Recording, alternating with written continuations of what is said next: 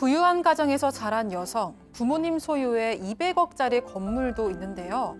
어느 날 어머님의 부름을 받고 집으로 갑니다. 집에는 이미 친오빠 부부가 와 있었는데요. 그런데 분위기가 심상치 않습니다. 고령의 어머니가 딸을 향해서 충격적인 선언을 했기 때문인데요. 어려서부터 차별을 받고 자랐다는 여성, 이번에는 어떤 일이 벌어진 걸까요? 자, 충격적인 제보입니다. 200억짜리 건물 두고 집안이 풍비박산이 났답니다, 교수님. 네, 그렇습니다. 제보자는 50대 여성이고요. 어느 날 혼자 사시는 70대 어머니께서 선전포고를 하십니다. 뭐라고 얘기하냐면 장남에게 내가 가지고 있는 200억짜리 건물 주겠다라고 얘기를 한 거예요. 근데 이 건물 정말 서울 중심가에 있고요. 매년 건물값이 팍팍 오르고 있다고 합니다. 그런데 엄마께서 이렇게 얘기하는 거예요. 나도 이제 늙었고 네 오빠가 나를 평생 모시고 살기로 했다.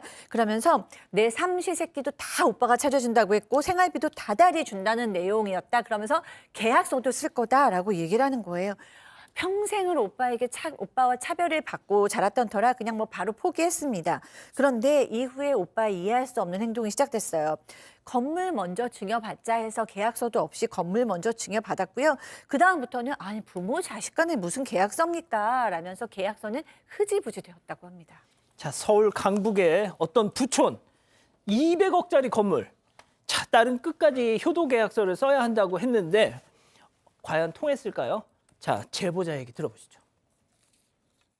분명히 효도값서 받아야 돼 이랬는데도 걔는 그럴 애가 절대 아니야. 너무 착한 애라서 그런 거 받을 필요가 없다. 이러면서 내 말을 죽어라고 안 들으시더라고 엄마가. 그래서 엄마 알아서 해. 그리고 나도 내 생각에 아유 저 착하니까 당연히 뭐 돌아가실 때까지 돌반은 드리겠지 했더니 큰 게 아니고 바보였던 거예요.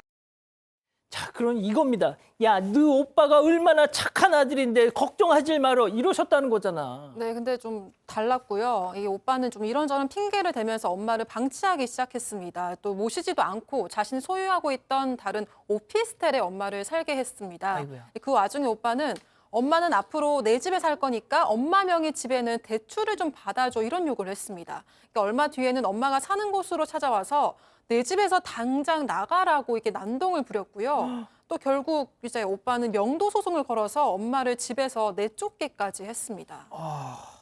박 변호사님, 예. 결국 이게 배우가 있었다. 예, 배우가 자식이 하기는 어렵거든요. 그 200억 명의자, 건물 명의자를 찾아보니까 새언니였어요. 그래서 새언니가 배우가 있었던 거로 추정이 되는 부분이고 오빠의 아내죠. 옛날에 경험이 좀 있습니다. 결혼식 날 자기 이제 어머니한테 결혼 끝나고 돈을 주는 모습이 있었는데 알고 보니까 엄마를 못 불러서 고용을 했던 거예요, 결혼식 날. 아, 새언니가 가출을 뭐 했다고 하네요. 사부인을 부른 알바로 없으니까요. 고용했구나. 예. 그때부터 뭔가 이상하긴 했는데 이번에 잘 모시겠다고 얘기를 하면서 200억 건물을 달라고 부추겼던 사람도 새언니였던 겁니다.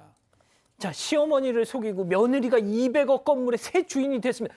그러면 엄마는 어떻게 됐어요? 엄마는 앞서 아들이 대출을 받아달라고 했던 엄마 명의의 집으로 들어갔는데 몇 달 뒤에 엄마 집으로 가압류 처분 통지서가 날아왔습니다. 그리고 뒤로 뭐라고 했냐면 경매 통지서가 날아오니까 집안이 쑥대밭이 된 것이죠. 알고 봤더니 엄마 명의의 집님이 오빠 부부가 대출을 많이 받아간 상태고 추가 대출을 받으라 실수가 뭐 안 된 것이죠. 그랬더니 그러니까 이 딸이 가만히 있습니까? 오빠 뭐야 대출 갚아 했더니 대출금은 다 엄마한테 쓴 거야 이렇게 말하는데 옆에 있던 언니가 봤더니 뭐라 했냐면 오빠만 자식이에요? 아니 아가씨도 자식이니까 아가씨가 갚아요 이랬다는 거예요. 아주 얄미운 말이죠. 그래서 이 여성이 남편과 상의해서 일단 급한 불을 껐다고 합니다.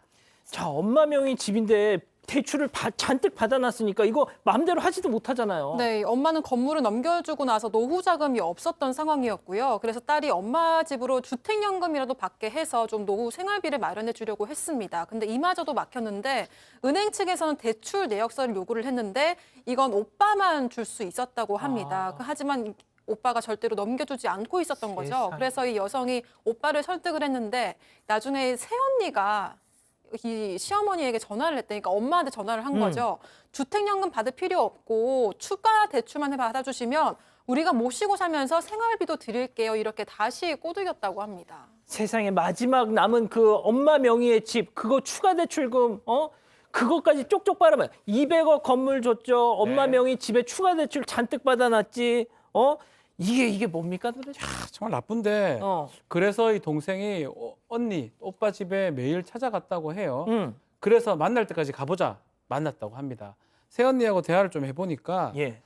경찰에 뭐 신고한다도 이런 식으로 얘기를 했다고 하고요. 세상에. 나중에 그래서 여성이 이 동생이 그 얘기를 했죠. 그래도 뭐 과거의 그 상처 그건 미안한데 어쨌든 어머니 그 주택연금 정도 받으려고 서류만 좀 달라라고 부탁을 했는데 새언니가 또 충격적인 얘기를 했대요. 어떤 얘기요? 죽기 전에 자식한테 줄 거 다 주고 가야 되는 거 아니냐? 그리고 오빠도 야 딸인데 너 임마 신경 쓰지 마 이렇게 거들었다고 합니다. 자, 그럼 여기서 별별 상담소 오늘의 궁금증 짚어보죠. 200억 건물 증여받고 배신한 오빠 부부 노모를 책임지게 할 방법이 없느냐 이러는데 일단 법적인 거는 박 변호사님께 여쭤보겠고 은배 팀장님 이거 어떻게 하시겠습니까 이거? 정말 난감합니다. 이거를 진짜 뭐 힘을 할 수도 없는 거고 힘으로 하셔야 참교육 하셔야죠. 참교육 시켜도 돈 안 줄 것 같아요. 그래서 박지원 변호사님이 계시겠지만 증여분에 대해서도 상속을 받을 수 있는 권리가 있기 때문에 어느 정도 아마 박 변호사님 선임하게 되시면 200억 반은 찾을 것 같아요. 자 교수님. 네. 저는 이 지금 기회 있을 때 이 아들 정말 좀 정신 차려야 돼요. 왜냐하면 이 사기꾼 같은 부인한테 결국에는 다 뺏긴 다음에 이 버림도 받을 것 같거든요. 이 아들 정말 이 방송 보시면 좀 정신 기회 있을 때 차리시고 나중에 땅 치고 후회하셔도 소용 없습니다. 자 박 변호사님 좀 말씀을 좀 해주셔야 될 것 이게 같아요. 이제 뭐 사기라고 하기도 어렵고 형사적으로 음. 민사적으로 혹시나 어머니의 어떤 의사 능력 같은 것들을 조금 고려를 해서 의사 능력이 좀 부족한 상황인데 200억 엄청 큰 돈을 지금 큰 건물을 증여를 한 거고 아들을 줘야 되는데 또 며느리를 줘버린 결과거든요. 과연 제대로 지금 작동했는지 이런 걸 따져보고 혹시나 어머니의 건강 상태 같은 게 많이 좋지 않다면 무효 내지 뭐 취소의 가능성도 있습니다. 그건 좀 따져봐야 될 부분 같고요. 또 저는 이런 생각이 들거든요. 이 효도 계약서만 썼으면 그나마 그 문제가 없는데 계약서 없던 게 아쉬운데 혹시나 구두로 뭐 했다든지 어떤 증거가 있다든지 어떤 증인 같은 게 있다면 그것도 효도 어떤 조건부 증여 같은 게 가능하기 때문에 그런 것도 좀 확인해서 혹시나 가능하다면 어머니를 좀 도와주셔야 될 것 같습니다. 박 교수님, 약간 저는 그런 느낌이 들었어요. 뭐가 됐든 이 새언니한테 이 오빠가 완전히 가스라이팅을 당한 게 아닌가. 그러니까 이제 근데 이 정도로 결혼식까지 다른 사람을 엄마인 척하고 결혼을 한 거니까 정상적인 결혼이 아니잖아요. 저는 뭐 이런 말까지는 하고 싶진 않지만 이 새언니는 사실 꽃뱀 같은 새언니라고 봐야 되지 않겠어요? 왜냐하면 결혼식도 거짓말로 하고 이렇게 어머니 재산을 막 뺏는 그렇기 때문에 이 오빠가 가스라이팅 당하는 걸 어떻게든지 멈추고 동생도 도와서 멈추고 그다음에 이 재산을 어떻게든지 조금이라도 어머니를 위해서 가지고 올 생각을 협력해서 좀 했으면 좋겠습니다. 자, 우리 가족 여러분들도 지금 엄청 격앙돼 있으십니다. 네, 오스틴님 고의에 의한 사기 가스라이팅 같아요라고 하셨고요. 이사나님 결론은 친오빠나 새언니도 다 똑같습니다라고 하셨습니다. 하지만 마리스텔라님 어머님 자업자득이십니다 이런 의견도 있었습니다. 그렇군요. 가족 여러분, 여러분들의 구독이 사건 반장의 힘이 됩니다. 구독과 좋아요 부탁드립니다.